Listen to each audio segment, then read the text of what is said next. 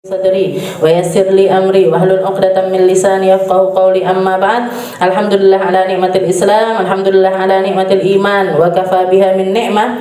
Alhamdulillah, segala puji bagi Allah Subhanahu wa taala. Kita masih dikasih kenikmatan untuk nyambung sama manusia-manusia mulia, dan hari ini kita nyambungkan diri kita kepada salah seorang ulama yang namanya harum dan diharumkan oleh Allah Subhanahu wa taala, yang haulnya dihadiri oleh ribuan orang, ribuan orang, baik itu di Indonesia maupun di Sewun, di Sewun tempat dimakamkannya beliau. Kita nyari sambungan kepada beliau, kita nyari sesuatu, karena sambungannya Habib Ali ini nyambung terus. Orang itu kalau dapat kemuliaan atau dapat ilmu, ilmu niku, ilmu anugerah terindah yang Allah Ta'ala berikan kepada seseorang itu adalah kefahaman, kemengertian. Jadi ilmu, sesuatu yang paling mulia yang Allah Ta'ala berikan, bahkan yang menjadi pembeda antara Nabi kita, Nabi semuanya kita adalah keturunannya beliau, itu Nabi Allah Adam sama para malaikat. Itu perbedaan yang paling tinggi di antara keduanya, yang sampai membuat Allah Ta'ala mengatakan kepada para malaikatnya, usjudu li Adam, sujudlah kalian kepada Nabi Allah Adam. Apa yang ada pada diri Nabi Allah Adam? Apa yang membuat beliau ini begitu diangkat derajatnya oleh Allah Subhanahu wa taala? Ilmunya. Karena beliau dikasih ilmu sama Allah Ta'ala, dikasih fa'allama Adamal asma'a kullaha. Kami beritahukan kepada Adam itu semua nama-nama, semua ilmu, semua hal. Semua hal kami beritahukan hal itu kepada Nabi Allah Adam. Karena ilmu ini beliau, para malaikat diperintahkan oleh Allah Ta'ala untuk sujud kepada Nabi Allah Adam, untuk sujud kepada Nabi Allah Adam. Dan ilmu itu bisa didapat dengan warathah ataupun juga riwayah. Warathah ini gimana? Warathah ini diwariskan. Jadi bapak ulama ngasih ke anaknya, anaknya ulama ngasih lagi ke anaknya, anaknya ulama lagi ngasih lagi ke anaknya, seperti itu. Ada orang-orang yang dapat ilmu itu warisan dari orang tuanya. Ada juga yang dapat ilmu itu dari belajar, dari belajar. Walaupun istilahnya seseorang itu lahir semuanya tidak punya ilmu, tapi mereka yang orang tuanya adalah orang-orang berilmu, ini punya kelebihan double, karena dia nuruni ilmu secara riwayat, belajar sama orang tuanya, juga dapat dari darahnya, dapat dari darahnya. Dan yang dapat dari darahnya itu tidak bisa sama dengan yang tidak dapat dari darahnya, seperti itu istilahnya. Jadi makanya kalau Habib Ali Habsyi, abahnya Habib, dan semuanya runtutannya adalah ulama.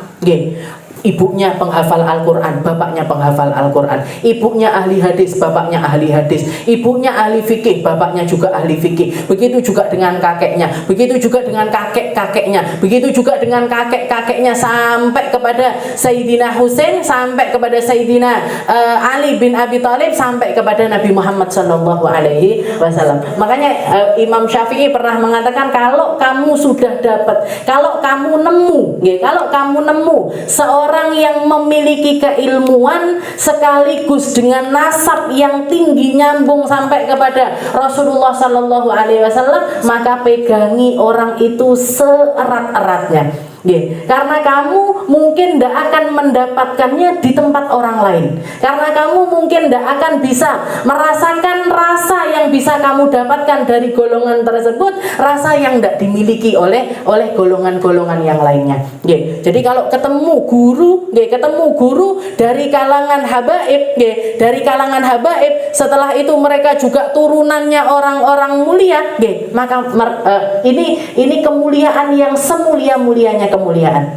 Makanya ada seorang ulama yang mengatakan mungkin kita ini bukan orang-orang yang hidup di zamannya Nabi Muhammad, mungkin kita juga bukan orang yang hidup di zamannya para ulama-ulama semacam Imam Syafi'i ataupun juga Imam Malik dan lain sebagainya. Mungkin kita juga bukan orang-orang yang hidup di zamannya Faqih Muqaddam, seorang ulama ketuanya, wali-walinya Allah Ta'ala pada zamannya, tapi kita cukup. Jadi ada ulama zaman ini yang mengatakan kita cukup berbangga karena kita memiliki seorang Umar bin Hafid, Habib Umar bin Muhammad bin Salim bin Hafid. Kenapa? Karena beliau ini kalau dilihat secara nasab, dilihat secara nasab maupun secara keilmuan tidak pernah pedot, turunane ulama-ulama, abahnya ulama, kakeknya ulama, neneknya ulama, semua sampai ke atas itu beliau punya nasab yang tinggi dan punya keilmuan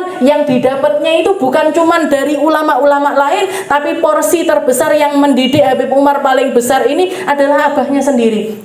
Abahnya sendiri. Habis abahnya meninggal karena diculik, abahnya Habib Umar itu sampai sekarang tidak ditemukan kuburannya di mana, jadi kita tidak pernah ziarah ke kuburan abahnya Habib Umar karena beliau itu diculik waktu itu zaman komunis, diculik sama para komunis ketika Habib Umar usia 9 tahun. Setelah abahnya tidak ada, beliau dididik sama kakaknya sendiri, yaitu Habib Masyhur. Jadi ulama-ulama itu seperti itu.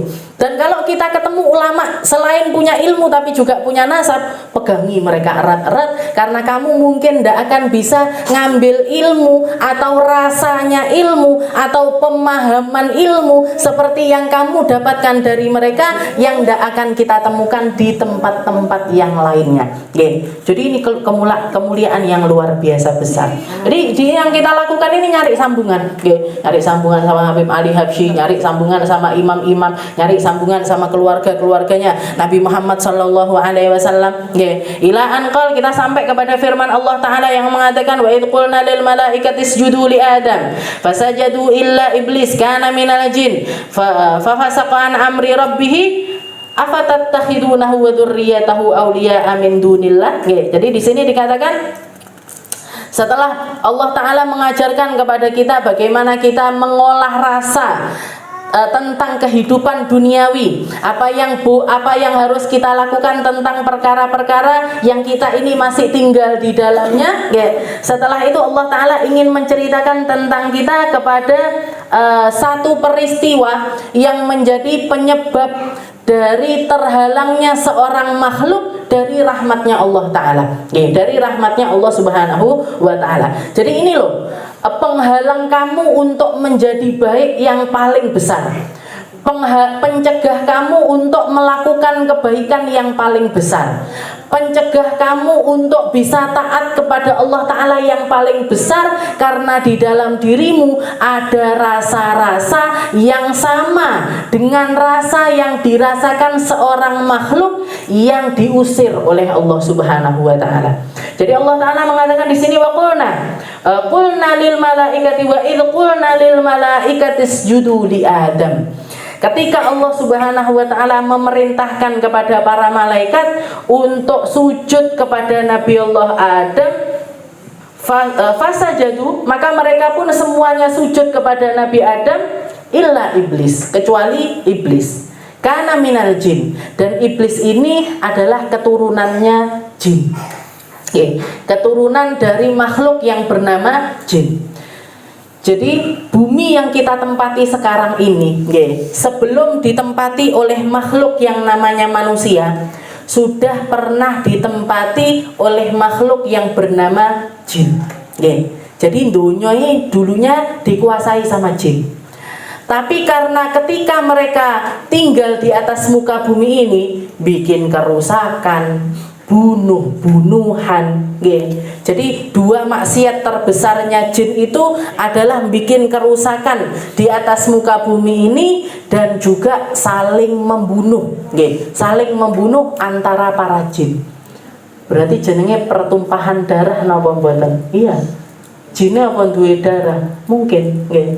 Saya belum interview juga sama jin, nggih, duwe getih apa ndak, nggih. Tapi yang jelas mereka itu seperti yang dikatakan oleh para malaikat ketika Allah Taala mengatakan wa yaquluna lil malaikati inni ja'ilun fil ardi khalifah qalu ataj'alu fiha man yufsidu fiha wa yasfikud dima. Ketika Allah Taala mengatakan saya mau bikin satu makhluk yang akan menempati bumi ini, nggih. Jadi Allah Taala mendeklarasikan, memberitahukan kepada para malaikat sebelum diciptakannya Nabi Allah Adam itu, Allah Ta'ala mengatakan saya mau bikin khalifah di atas muka bumi ini, namanya adalah manusia.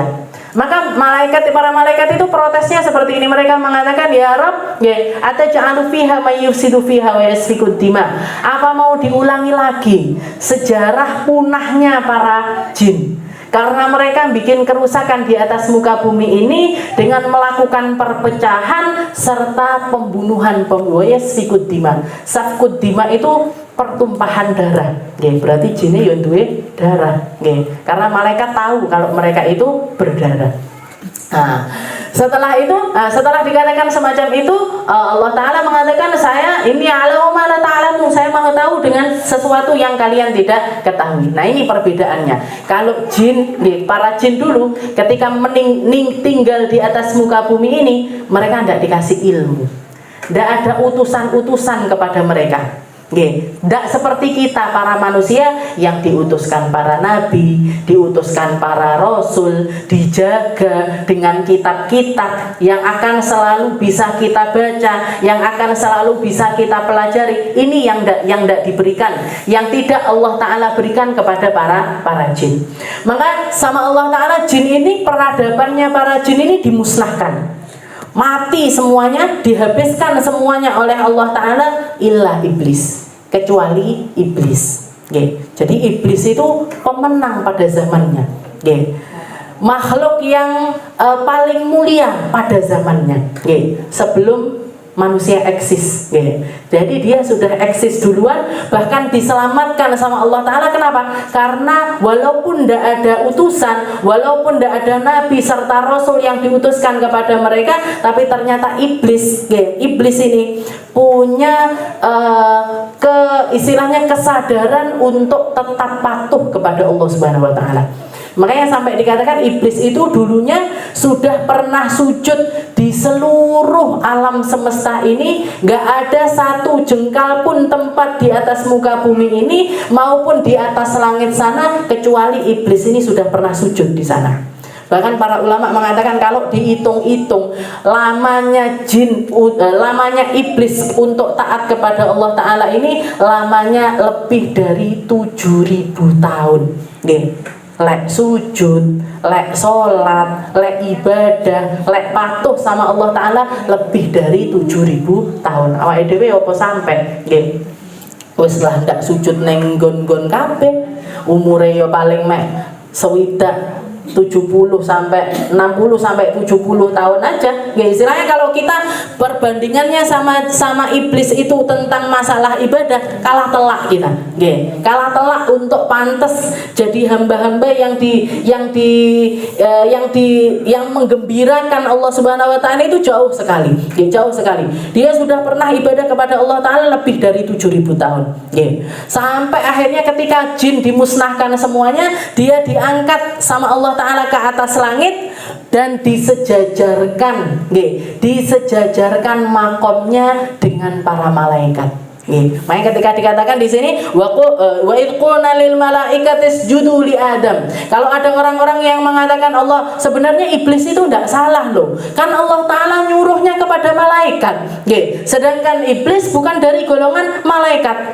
Iblis ini memang bukan golongan malaikat, tapi dia sudah disetarakan sama Allah Ta'ala karena kebaikannya, karena sujudnya, karena ibadahnya disejajarkan dengan para malaikat. Istilahnya apa? Istilahnya ketika Allah Ta'ala pada waktu itu, sebelum iblis diusir sama Allah Ta'ala, ketika Allah Ta'ala mengatakan, hei malaikat kumpul, maka iblis juga harus ikut kumpul. Para malaikat semuanya tak kasih tahu ini, misalkan peraturan ini atau hal ini dan hal ini. Iblis itu juga termasuk yang dihitopin sama Allah Ta'ala, diajak yang dapat perintah itu juga oleh Allah Subhanahu wa Ta'ala. Wa idh qulna lil malaikati isjudu li Adam fasajadu, maka mereka semuanya, para malaikat semuanya sujud illa iblis, kecuali iblis. Karena apa? Iblis kana minal jin, ya, dan dia adalah keturunannya para jin. Fafasaqa an amri rabbih, pada saat itu dia memilih untuk fasik, memilih untuk maksiat, memilih untuk tidak taat kepada Allah Subhanahu wa Ta'ala. Fafasaqa an amri rabbih, dan di sini dia dapat label fasik, karena dia bermaksiat dengan hatinya sekaligus dengan badannya, sehingga dia masuk di dalam kategori orang fasik. Di ayat yang lain, di dalam ayat yang lain dalam surat Al-Baqarah dikatakan Allah Ta'ala ketika menceritakan hal yang sama, Allah Ta'ala mengatakan dengan aba wastakbaro wa kana minal kafirin. Iblis memilih untuk abai kepada Allah Ta'ala. Aba itu tidak mau, menolak. Menolaknya pakai apa? Pakai badannya. Ketika semua malaikat sujud, dia memilih untuk tidak mau sujud. Itu maksiat dengan badan. Yaitu maksiat dengan badan. Ketika ada manusia yang menolak dengan aturan-aturannya Allah Ta'ala dengan jasad mereka, itu poin kesalahan, tapi poin kesalahan dohir. Poin kesalahan dohir. Kayak misalkan ada orang tidak mau jilbaban. Kenapa kamu kok tidak mau jilbaban? Saya itu tahu. Saya itu tahu kalau pakai jilbab itu hukumnya wajib. Tapi saya belum kuat untuk pakai. Muga-muga nanti ada satu saat saya bisa nutup aurat saya dengan benar, seperti layaknya orang muslimah lainnya yang melakukan hal yang semacam itu untuk nuruti perintahnya Allah Subhanahu wa Ta'ala. Dia maksiat pakai badannya, tapi maksiatnya ini maksiat dohir. Maksiatnya ini maksiat dohir. Hatinya tetap tunduk kepada Allah Subhanahu wa Ta'ala. Semoga saya bisa. Semoga saya nyampe jadi orang-orang yang nutup aurat dengan benar. Atau misalkan seorang pezina, ada orang profesinya sebagai seorang pezina, pelacur gitu istilahnya. Dia berzina ke sana, berzina ke sini, dikasih bayaran sama orang karena hasil zinanya dan lain sebagainya. Tapi di dalam hatinya dia benar-benar merasa, ya Allah, keluarkan saya dari tempat ini. Keluarkan saya dari lembah kehinaan ini. Saya pengen sekali tidak punya profesi yang buruk semacam ini, tapi apa daya. Saya tidak punya kerjaan, saya tidak punya orang yang nafkahi saya belum bisa.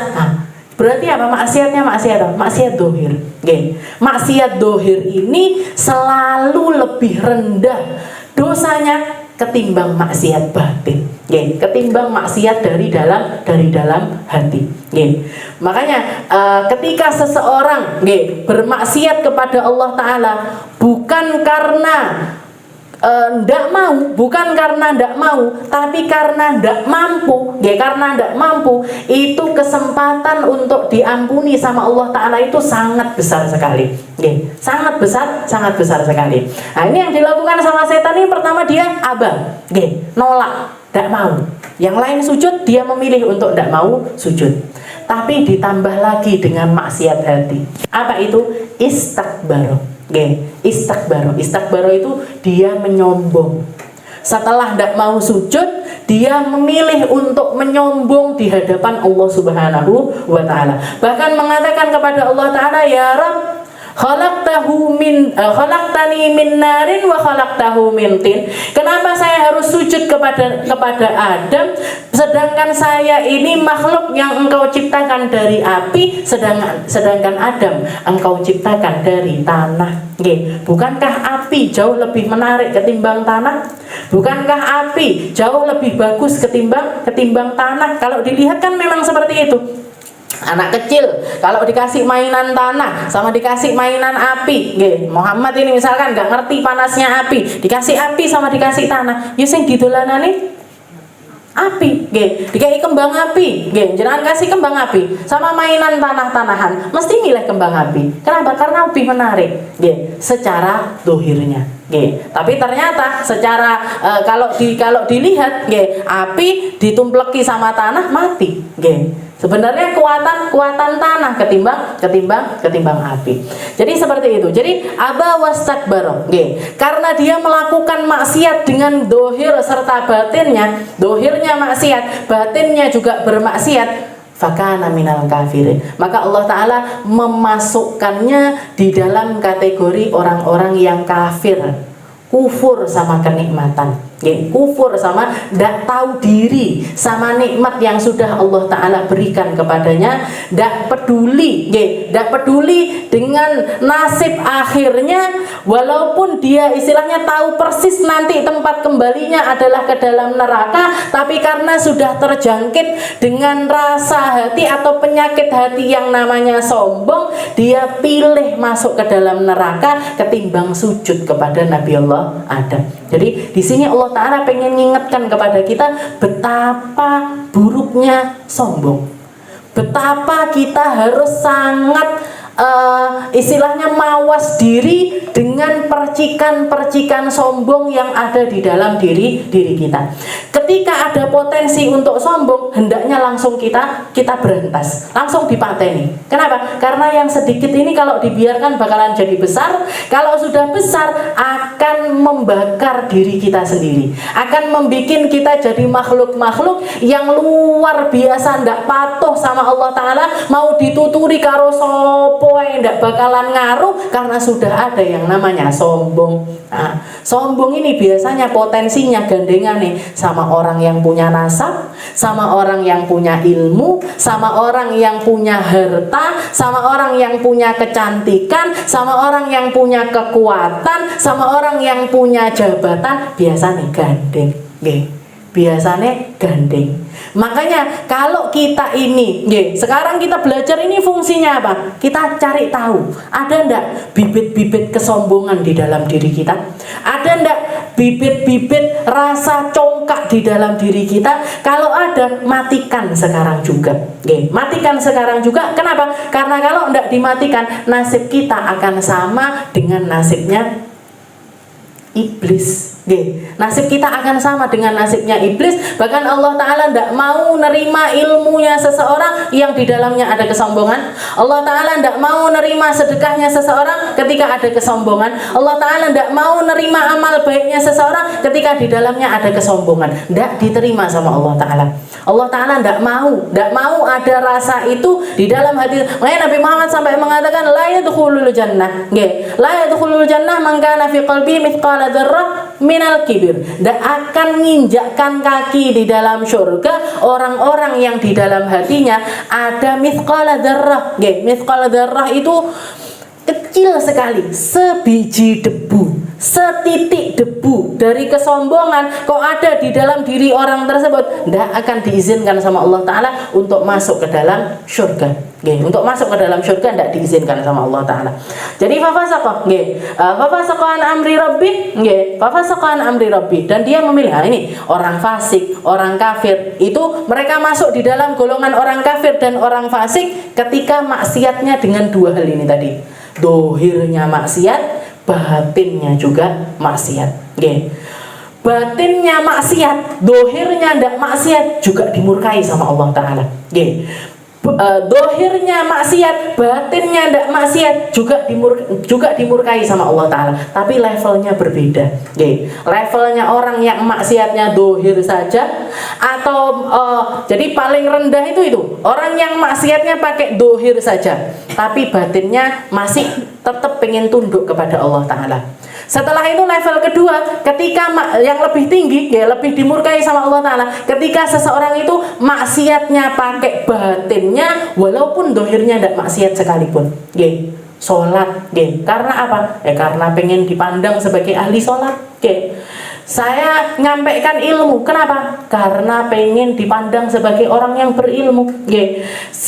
Kesedekah, kenapa? Biar dipanggil sebagai orang yang dermawan, nggih. Saya jadi melakukan kebaikan-kebaikan, nggih. Jadi kebaikan tapi dalamnya ini penuh dengan kesombongan-kesombongan. Ini orang-orang yang palsu. Al-mughtarrin, para orang-orang yang tertipu, nggih. Tertipu dengan kebaikan luarnya dia, padahal dalamnya itu luar biasa buruknya. Dan itu pun juga tidak diterima sama Allah Ta'ala. Itu level kedua. Level ketiga yang paling tinggi, dohirnya maksiat, batinnya juga maksiat. Apalagi yang maksiat sambil merasa bangga dengan kemaksiatan tersebut, ini kafir level paling atas ini. Kafir level paling atas. Fafasaqa amri rabbi. Jadi di sini dikatakan dia pun akhirnya bermaksiat kepada Allah Ta'ala dengan dohirnya, dengan batinnya. Maka dijawab sama Allah Ta'ala, afatattakhidunahu wa dzurriyyatahu awliya'a min duni wahum lakum adu bi'salid dhalimina badala. Jadi Allah Ta'ala mengingatkan kepada kita, apa makhluk yang semacam itu yang kamu jadikan teman? Apa makhluk yang semacam itu yang kamu jadikan sahabat? Apa makhluk semacam itu? Apa tattakhidunahu wa dzurriyyatahu awliya'a min duni? Kata Allah Ta'ala, apa kamu menggantikan kepatuhan kepadaku dengan kepatuhan kepada makhluk-makhluk yang semacam itu? Mana yang lebih patut untuk disembah? Mana yang lebih patut untuk ditaati? Mana yang lebih patut untuk menyelamatkan? Apa yang dikasihkan iblis kepada kalian? Apa yang dibayarkan oleh iblis untuk kalian? Apa yang dirizkikan oleh iblis kepada kalian? Sedangkan saya yang ngasih kalian rezeki, saya yang ngasih kalian sehat, saya yang ngasih kalian kehidupan, saya yang ngasih kalian segalanya. Kamu nuker saya sama iblis. Kamu nuker saya dengan bala tentaranya iblis. Kamu nuker saya dengan anak cucunya iblis. Kenapa kalian lebih patuh kepada iblis ketimbang kepada Allah Subhanahu wa Ta'ala? Kenapa kamu lebih tertarik dengan amalia yang dilakukan? Amalia, tidak pantas diomongnya amalia. Jadi kenapa kalian lebih patuh dengan kerjaan-kerjaannya iblis ketimbang kerjaan-kerjaan yang mendekatkan kalian kepada Allah Subhanahu wa Ta'ala? Bi'salidz zalimina badala. Kayak apa? Cara mikirnya orang zalim ini kayak gimana? Bi'salidz zalimina badala. Itu adalah pertukaran yang luar biasa, tidak masuk akal. Bukan katanya saya, katanya Allah Subhanahu wa Ta'ala. Wahum lakum adu, padahal mereka adalah musuhmu yang paling nyata. Bi'salidz zalimina badala. Jangan sampai kita nuker kebaikannya Allah Ta'ala yang luar biasa kepada kita dengan ketaatannya kita kepada para setan. Nuruti omongannya setan, nuruti ajaannya setan, nuruti tulisan-tulisannya setan. Setan apa bisa nulis kan? Enggak. Sing nulis duduk setan, sing nulis anak cucunya setan, koncone setan, sahabatnya setan, tulisannya ini ditulis. Karangan iki dikarang, nyanyikan ini nyanyikan, ajak orang begini diajakkan, karena manusia janjinya setan kan seperti itu, janjinya setan kepada Allah Ta'ala, ya Rabb, ya kasih saya umur selama-lamanya, saya tidak akan mati, kasih saya kehidupan hidup yang tidak ada matinya, sebagaimana makhluknya engkau yang ada di alam akhirat, dikasih sama Allah Ta'ala, dikasih sama Allah Ta'ala. Setelah itu setan juga mengatakan, ya Rabb, saya akan la'ughwiyannahum, saya akan sesatkan anak cucu Adam ini dari samping kanannya, dari samping kirinya, dari samping manapun yang bisa saya goda dari mereka, saya akan nyabuti waktu mereka untuk taat kepada saya akan ambil porsi dari pikiran mereka agar mereka patuh kepada saya akan ngambil porsi dari jiwa mereka agar sebagian dari mereka adalah saya, sebagian mereka jadi kerasukan sama setan-setan, kerasukan sama anak cucunya iblis. Saya akan goda mereka dengan cara apapun agar mereka nanti juga nemenin saya. Jadi balas dendamnya iblis, balas dendamnya setan adalah dengan cara ngajain anak cucunya Adam untuk ikut serta masuk ke dalam nerakanya Allah Subhanahu wa Ta'ala. Jadi ini ayat ini Allah Ta'ala ngajak kita, memperingatkan kita tentang bahayanya sifat kibir,